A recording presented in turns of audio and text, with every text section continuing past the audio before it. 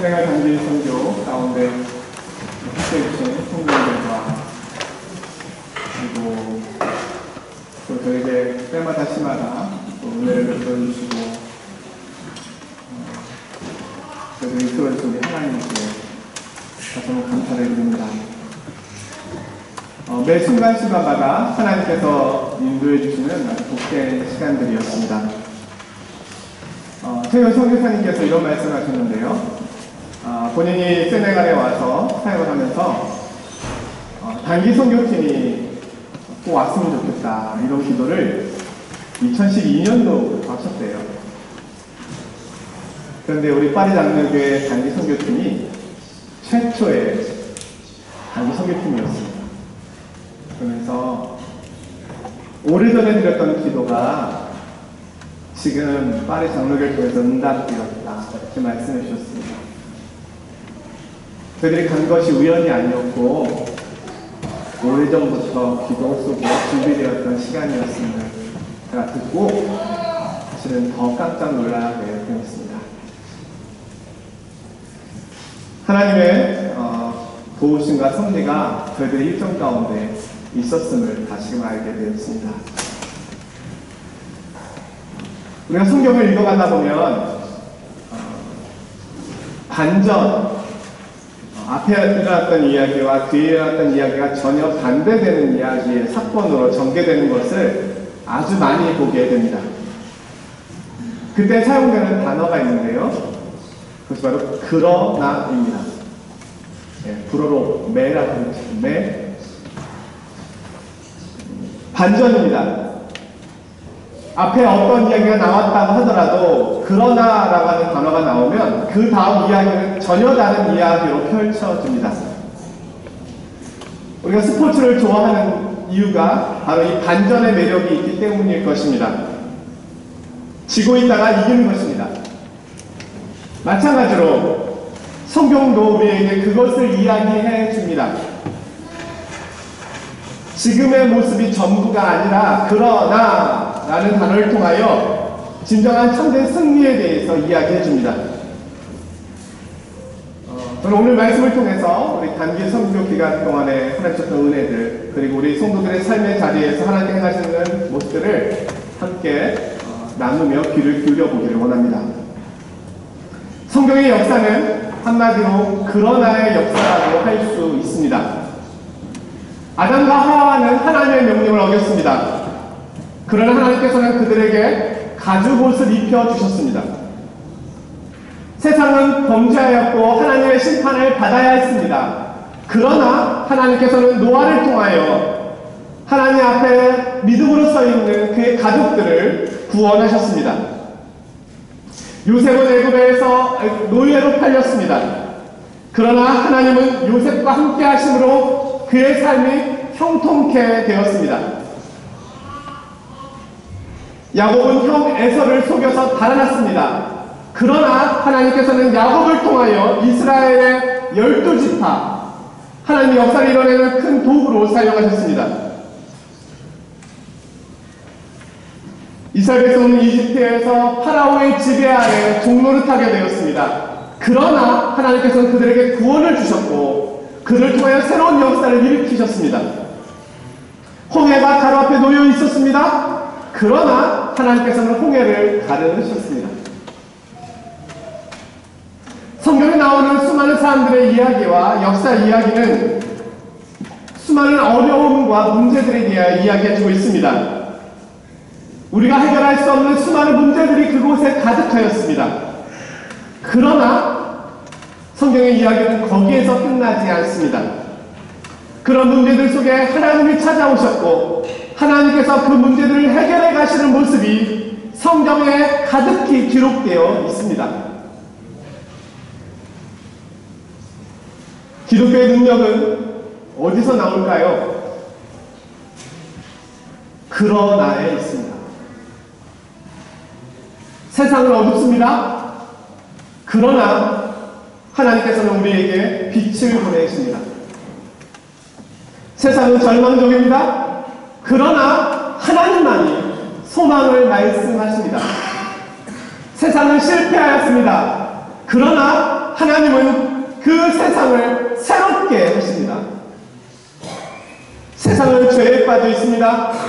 그러나 하나님은 그 죄의 문제를 해결하시고 용서를 주십니다. 이것이 하나님께서 우리 가운데 행하신 일들입니다. 성도의 삶은 그러나의 삶입니다.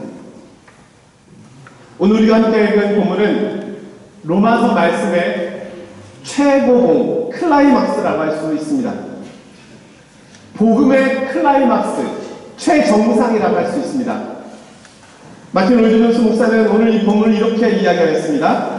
성경 전체에서 볼 때 아마 이보다 더 위대하고 놀라운 장은 없다. 우리는 그 본문을 읽은 것입니다. 오늘 성경은 바울 사도를 통하여 이 세상을 살아가고 있는 성도들의 모습을 보여줍니다. 거기에는 많은 시련들이 가득합니다. 환난, 곤고, 핍박, 적신, 위험, 칼. 그리스도인이었기 때문에 겪게 되는 위험들도 가득합니다. 당시에 그리스도인들은 예수 그리스도를 버리고 가이사를 주라고 고백하도록 강요받았습니다. 이런 위험 속에서 성도들의 걱정은 내가 너무나 극심한 이 고난과 위험 가운데 하나님을 향한 믿음을 잃어버리게 되지 않을까라는 두려움이었습니다. 강력한 원수들이 물질적으로, 육체적으로, 정신적으로 넘어뜨림으로 인하여 이 큰 환난과 시련으로 인하여 실족하게 되고 마침내 하나님의 사랑에서 끊어지게 되는 일을, 그런 일이 생기면 어떡할까? 나의 연약한 믿음이 하나님의 사랑을 끝까지 붙잡지 못하면 어떡할까? 그것이 그들 속에 있는 두려움이었습니다. 믿음에서 떨어지면 어떡할까? 삶의 무게가 너무 힘들고 어려워서 하나님을 떠나게 되면 어떡할까? 그것이 그들에게 두려움으로 다가왔습니다. 그 질문에 대하여 오늘 바울 사도가 해주는 답변입니다. 그러나 37절입니다. 이 모든 일에 우리를 사랑하시는 이로 말미암아 우리가 넉넉히 이기 된다. 그 과정이 힘들고 그 과정이 너무 어렵고 때로는 너무 고통스럽고 괴로워서 하나님의 사랑에서 멀어지게 되는 순간이 오게 될 것 같은 두려움이 있지만, 그러나 결국은 이기게 됩니다. 그런데 겨우겨우 이기게 되는 것이 아니라 넉넉히 이기게 됩니다. 이것이 하나님의 사랑과 하나님의 능력의 신비로운 것. 우리를 사랑하신 이로 말미암아 이것이 가능케 된다. 38절에는 이렇게 고백합니다. 죽음도 생명도 천사도 권세자들도 현재일 장래일 능력이나 높은 것도 깊은 것도 다른 어떤 것도 우리를 우리 주 그리스도 예수 안에 있는 하나님의 사랑에서 끊을 수 없느니라.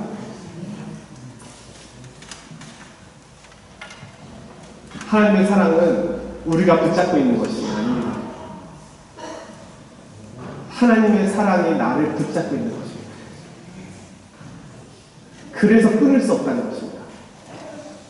여러분의 믿음이 하나님을 붙잡고 있는 것이 아닙니다. 하나님께서 여러분들에게 믿음을 주셔서 여러분을 붙잡고 계신 것입니다. 그러기에 그 어느 것도 그 사랑에서 끊을 수 없다는 것입니다. 오늘 본문의 말씀을 조금 더 주목해서 살펴보기를 원하는데요.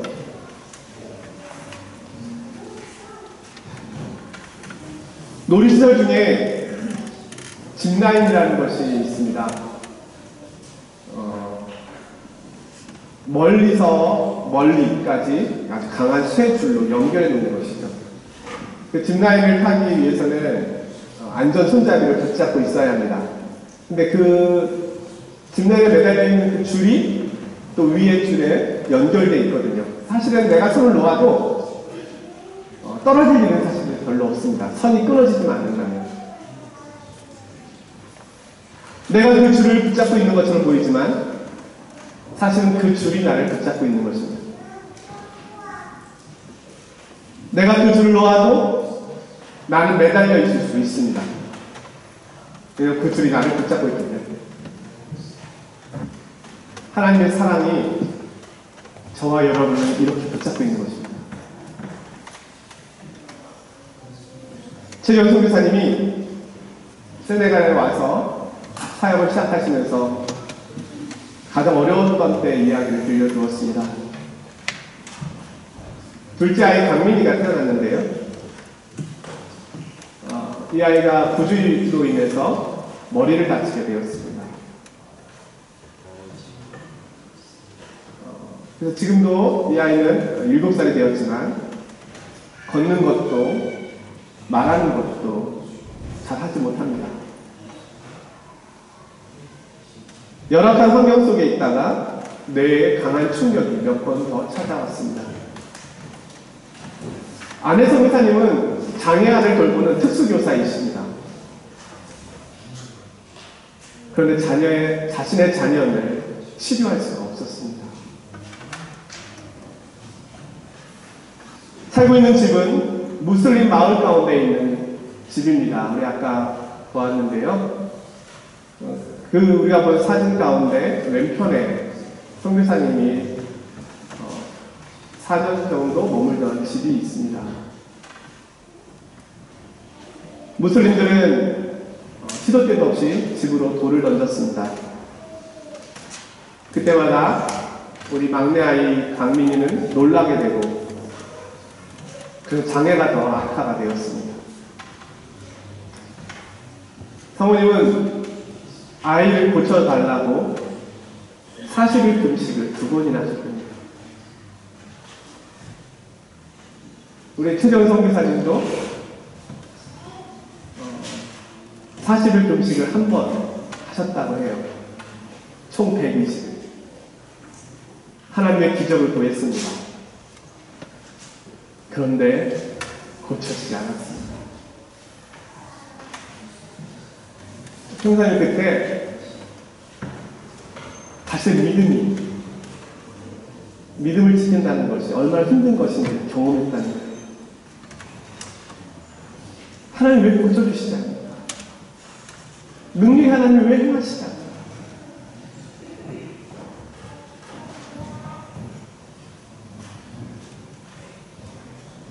그러나 선생님이 이렇게 말씀합니다. 그러나 그 일 때문에 본인은 더 하나님 앞에 기도할 수 있었다. 하나님께서 들어오라고 말씀해 주시기를 기다렸다고 합니다. 이제 그만 됐으니 들어와라. 근데 하나님께서 계속 있으라고 하셨습니다.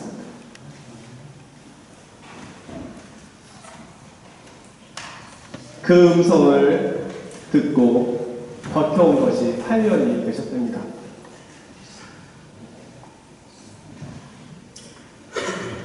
하나님께서 선교사님이 하나님께 매달린 것이 아니라 궁극적으로는 하나님께서 선교사님을 붙잡아 주셨습니다. 그 긴 고난의 시간을 이겨낼 수 있도록. 지금은 단련되셔서 기쁨으로 즐거움으로 이 모든 사역을 감당하고 계심을 보게 되었습니다. 사랑하는 성도 여러분, 우리를 붙잡고 있는 것은 나의 믿음이 아닙니다. 나는 연약합니다. 나의 결심, 연약하잖아요. 근데 우리에게 확실한 것이 있습니다. 아주 분명한 것이 있습니다. 나를 붙잡고 계신 하나님의 사랑입니다.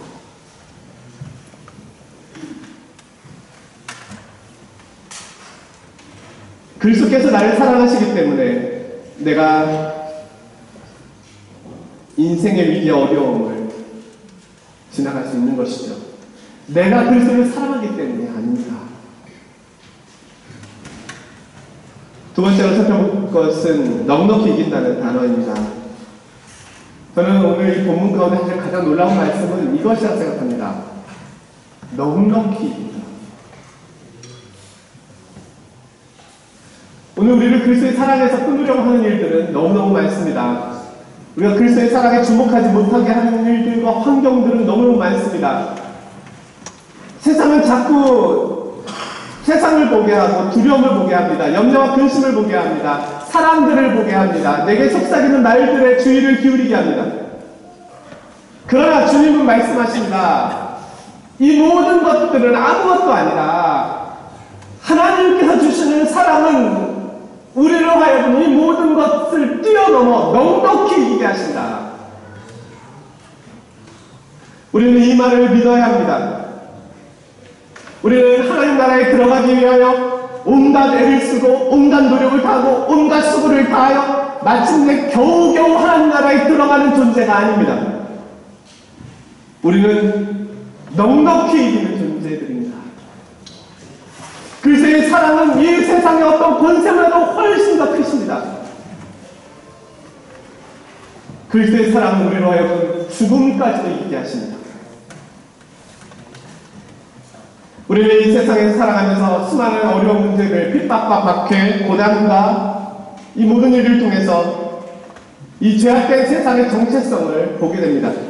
또한 동시에 우리의 정체성을 보게 됩니다. 우리는 세상으로부터 미움을 받는 사람들입니다. 우리는 나그네요, 순례자로 이 길을 가고 있는 것 뿐입니다. 우리는 이 세상에 속한 사람이 아님을 알고 있습니다. 시련과 환난들은 장차 올 영광에 비추어 볼 때 아무것도 아님을 우리는 보게 됩니다.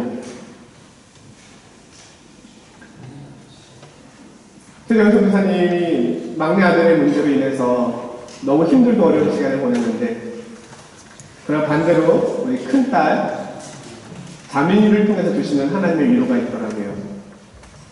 선교사님이 하나님께서 이만 사역을 멈추고 한국으로 들어오라고 하면 아빠는 들어갈 건데 넌 어떡하겠니? 라고 물어보면 우리 자민이는 세네갈에 혼자 남겠다고 그렇게 답을 한다고 합니다. 자기는 이곳이 너무 좋다는 거예요. 자기가 다니는 학교가 너무 좋고 자기가 만나는 친구가 너무 좋고 선교사님은 거기서 위로를 받습니다.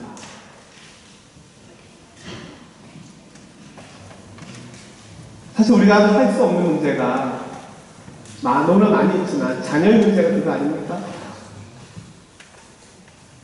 그런데 하나님께서는 그런 방식으로 선교사님의 또 그 어려운 부분들을 위로하고 계심을 보았습니다.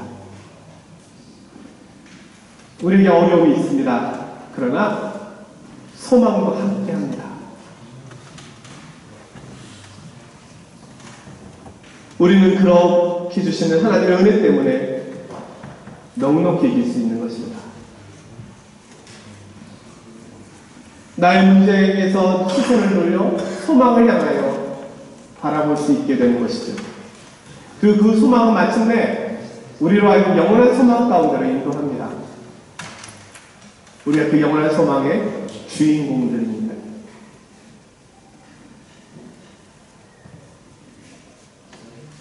또 하나는 바울은 오늘 38절에 내가 확신한다 이렇게 고백합니다. 어떤 사실에 대해서 확신한다는 것만큼 복된 것은 없습니다. 그렇죠? 반신반의할 때가 제일 문제잖아요. 그런 것 같기도 하고 이런 것 같기도 하고. 아니야, 확실해. 그만큼 힘 있는 게 어디 있습니까? 바울은 확신이 있다고 이야기합니다. 내가 확신한다. 근데 원어를 보면은요, 이건 수동태로 되어 있습니다. 내가 확신케 되었다. 자기 의지가 아닙니다. 우리가 그리스도를 믿는 것, 신앙 안에서 확신하는 것은 나의 의지나 결심과 결단이 아닙니다.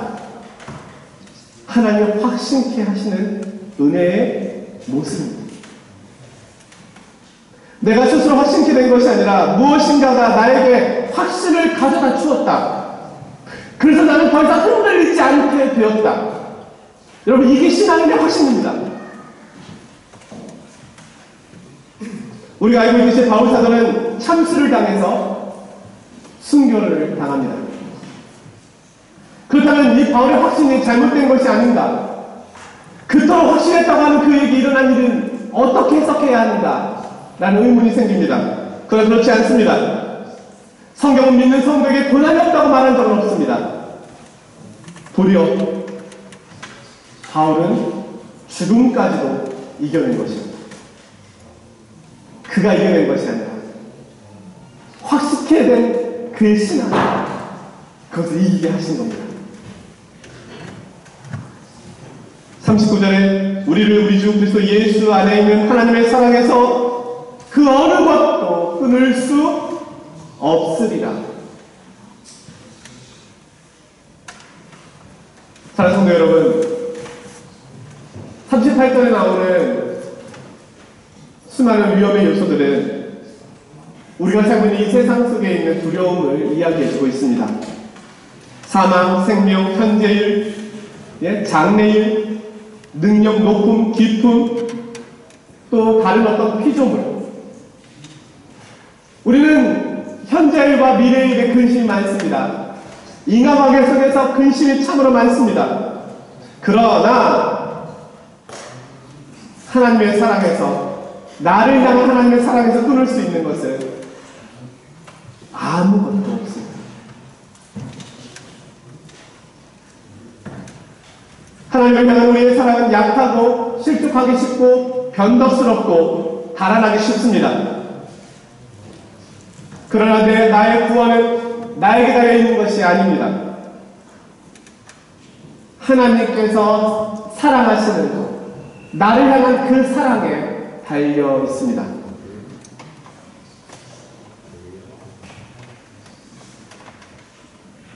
선교기간 동안에 정말로 우리 많은 함께 간 우리 팀원들 모두 다 정말로 수고를 많이 했습니다.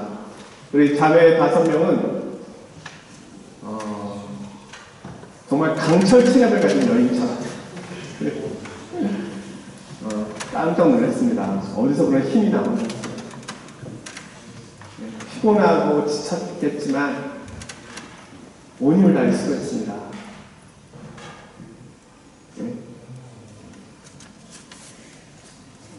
물론 우리가 그렇게 수고했지만 우리에게 당연히 부족한 부분이 많이 있었겠죠.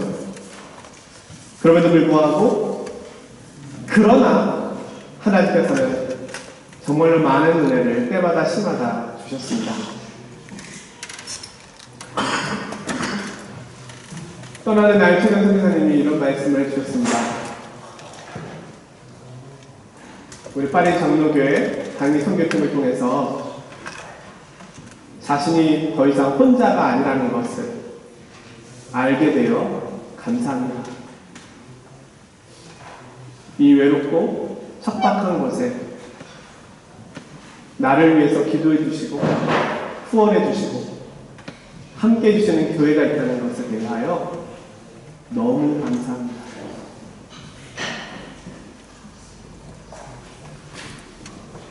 (10명의) 선교팀원과 파리 장로교를 향한 진심 어린 감사의 말씀을 전해 주셨습니다.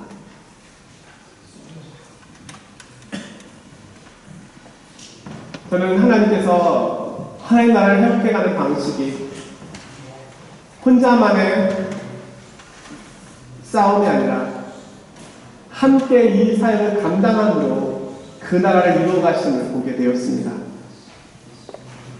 우리는 혼자 이 믿음의 길을 가지 않습니다.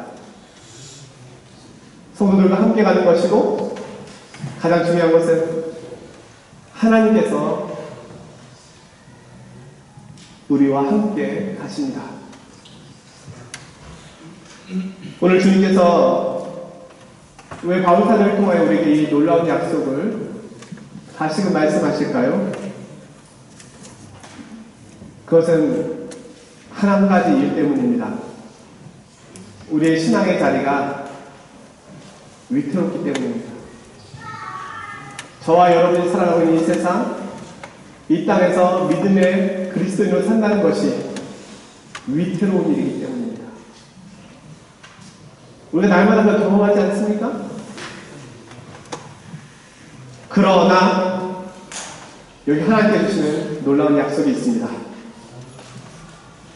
죽음도 생명도 천사들도 권세자들도 현재일 장래일 능력 높은 것 깊은 것 다른 어떤 것도 우리 주 그리스도 예수 안에 있는 하나님의 사랑에서 끊을 수 없으리라.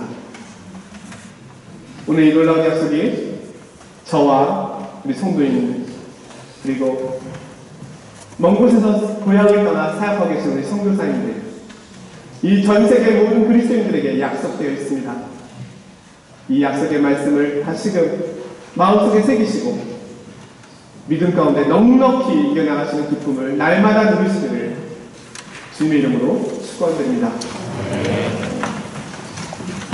거룩하신 아버지